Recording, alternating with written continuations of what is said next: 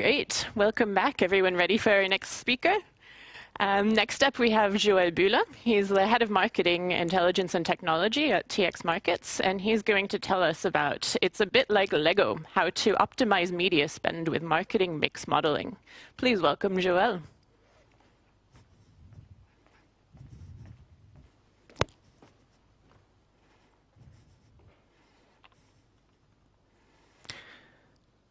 All right, so welcome to this corner of the Metaverse. I actually must say I did like the theme of this year's TX conference quite a lot. So when preparing the slides, I was desperately trying to find good references to the Metaverse, with very little success, I must say. So a disappointer ahead. For example, I won't be able to talk to you about pitch black buildings. I also won't be able to talk to you about huge and fast motorcycles. Nor will I be able to talk about atomic bombs or viral bombs in any way. What I will talk to you about, though, will be Lego. Lego and marketing mix modeling. Before I dive into the specifics of this analogy, though, let me tell you a bit more about the goal of marketing mix modeling. As marketers, we're challenged with distributing our media budget across a set of different paid channels. So let's think of these channels that you see on the screen as TV, for example, as SEA, as display, and out of home. What we usually come up with then is a media mix as indicated by the lighter blue columns. So these indicate a daily average spend, for example. As you can see, it highly endorses the channel number 8 with its original media mix in light blue. What we're now trying to do with our marketing mix model is actually look back on the past few years to see what the performance was, what the efficiency was actually of our marketing spendings in the different channels. So by doing that, by estimating these efficiency values of the channels, we will come up with an optimized mix. So we'll be able to calculate this optimized mix. If you now compare the optimized mix versus the original mix that we see, then it would much less endorse, say, channel 8, and suggest instead to shift some of the budget to channel 3 and channel 4. Now, marketing mix modeling isn't a new thing. This has been around since quite a while. It's been adopted by leading brands. It's also been endorsed by measurement companies such as Nielsen, and more recently also by merely digital players like Google.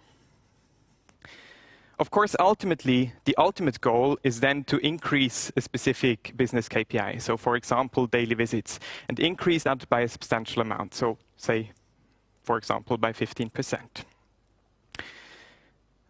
Now, this is very rational, very numbers-driven here, right? So let me also give you a bit of an emotional cue, because it's as much, of course, as the party that follows after the optimization. All right, so with the goal in mind, let's now dive a bit deeper into that Lego analogy. What we ultimately want to achieve with the model is to reflect something that exists in the real world. So what we want to build our model for is actually that it resembles the actual Death Star that you see on the right-hand side of the slide.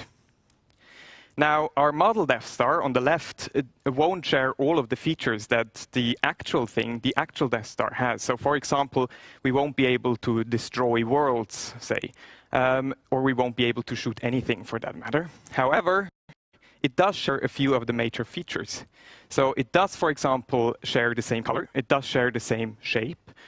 It also, if you look very closely actually at it, then you also see a small Luke and Leia and Darth Vader wandering around there in our Lego model. So it does capture the main characteristics of our Death Star. Now, one of the key benefits that we get out of building this model is that we can now take it apart, piece by piece, actually, and we can inspect the pieces that it's made of. And this is what ultimately allows us then to create these optimizations. Okay, so let's transform that into the domain of marketing mix modeling. These are the bricks that we will use, so to speak, to build up our model. So there are a set of non-controllable factors, like weather, for example, or seasonality. Then there is a set of factors that correspond to our brand. So, for example, the innovation or the quality of the product. And then, and this is the part that interests us most, is this blue brick that you see on the lower left, which is attached to the paid marketing activities that we do.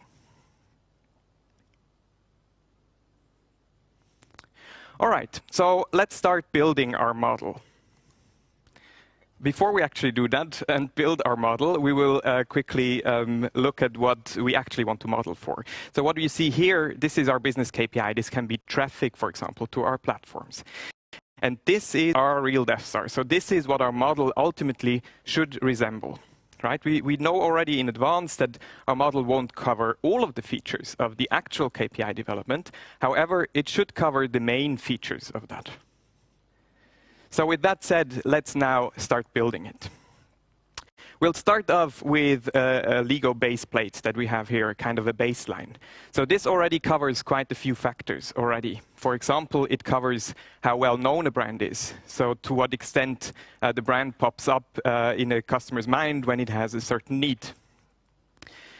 It also covers already, say, the specific product market fit for users that are returning, so to say.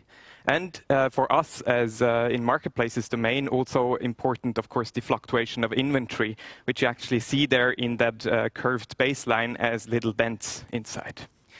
And what it also covers already here on the base plate is actually whatever we don't cover, you know, in any other factors that we were going to put on top. Okay, so we have our base plate. So let's now start putting bricks on top of this base plate. The first brick that we're going to add is the seasonality brick. So here, what we're covering are weekday differences.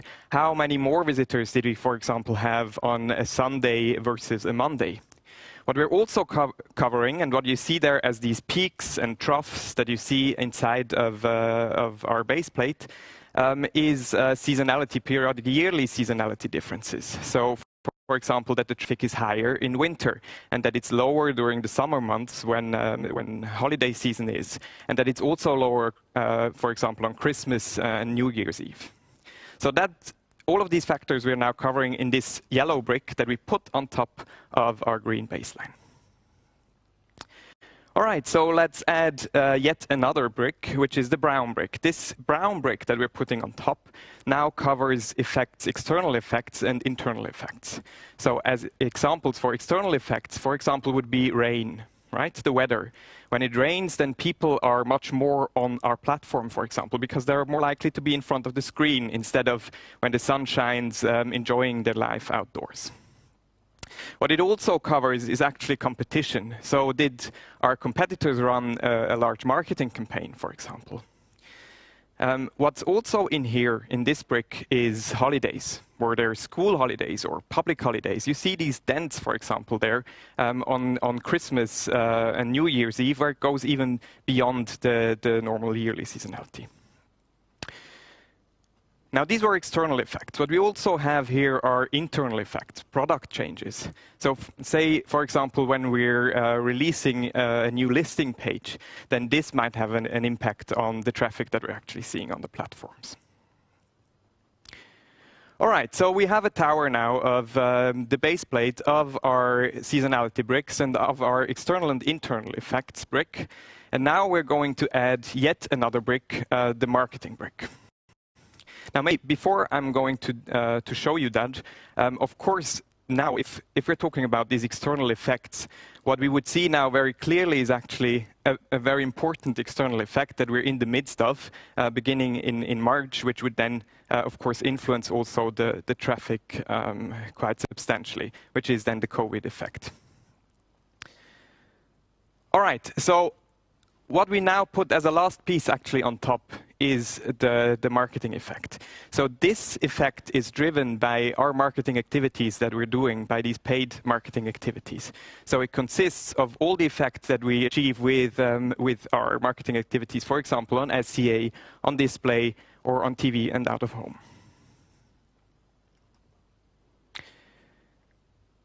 All right, so let's see where we stand compared to the actual thing.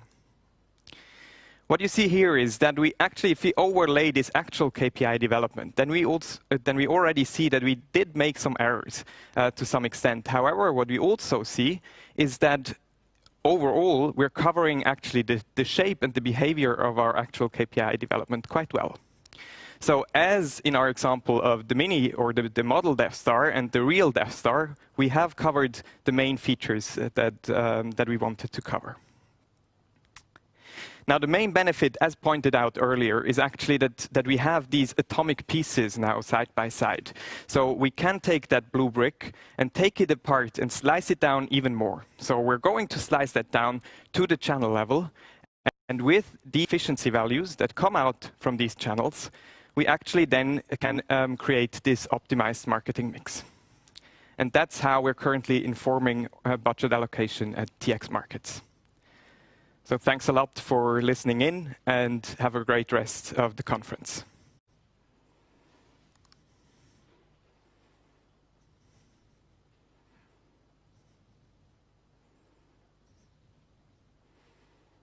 Thank you so much, Joël, for that interesting talk. If you have any questions, you can leave them in the stage chat on Hopin, and I'll make sure they get asked. In the meantime, what I would be curious to know is, can we apply these same kind of models in areas other than marketing? Yes, absolutely. I mean, as you saw, it covers actually a lot of different factors. It depends a bit on, in what detail you want to cover in. Of course, when we do these models specifically for marketing mix modeling, then we put a lot of emphasis, especially on the marketing domain. But of course, there's also other areas that we can actually cover in that. Cool, cool. Still waiting on questions. Now, can you give maybe some examples of recent work you've done with these models? Yes. So what we usually do is actually that we have these discussions, half yearly. So we have these half yearly cycles where we always then update the model again for getting new insights. Ultimately, since we are looking back on quite some time, so we usually take 2 or 2.5 years of data to model these, the changes that we see are rather slow. So this is not something that you apply, on a daily basis. This is really, say, the top of the pyramid when you're trying to create a budget allocation across the different channels. That shouldn't, that shouldn't change on a daily basis, but rather than be stable during that time in between. Absolutely, thanks. Right, we have a question from Roger. He asks, what's the future for this kind of modeling, and who can we contact to get this as well? Well, I mean, of course, you can contact me if you're a TX Group internal, then I'm happy to explain that really in much more detail. What's the future? What's the future? Yeah, thanks for bringing it up again. So what we're still trying to achieve currently, there's a lot of also manual effort that's going into constructing these models. So we want to automate that process much more in the future. I think this is one of the main areas where we're trying to improve. So from a lot of manual still data collection to an automated process, and then ultimately, hopefully, also to kind of a self-service model where people can actually take or query these models whenever they have the need for it. Cool. All right, and Omar asks, what's the literature on these models? Might be one to also paste in the chat later. Yes, absolutely. So I'm happy to share a few of the papers actually that our models are based on. Ultimately, the model is a Bayesian structural time series model. So these are how the model families are called. So if you're researching for that, you will find extensive literature on it. Cool. Thank you. I think that's all for the questions. So thank you again, Joël. And we will be back in just a few minutes to learn about spam wars. Thank you.